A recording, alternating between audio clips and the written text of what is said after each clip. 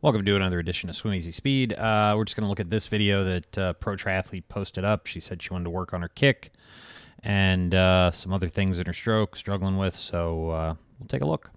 So, the first thing we can see is, yeah, the kick doesn't look very connected to the stroke. We'll slow it down a little bit first. You can see her legs. She's really just dragging her legs. It's a very kind of short and choppy stroke.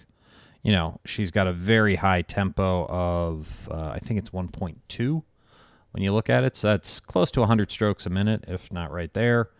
And so if we look at it, we'll speed it up here. You can see just how kind of short and fast. When you speed it up, it doesn't look like she's finishing the stroke at all.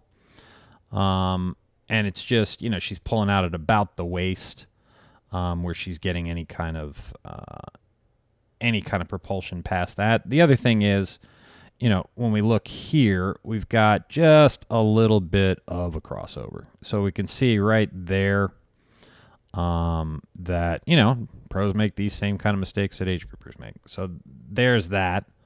The other thing is, it just looks like her hips aren't very connected to her shoulders at all, or it just looks like they're getting stuck. And I see this a lot with triathletes that train a great deal. Their hips get very, very tight. So, it might be that she needs to back off what she's doing on the bike and the run, or find a way to recover better, or find a way to get a little more mobility. Because that's probably one of the things that's making the legs look like that. The other thing is it looks like the left there is just a little bit on the kind of on the outside. She's pushing out like that instead of driving forward.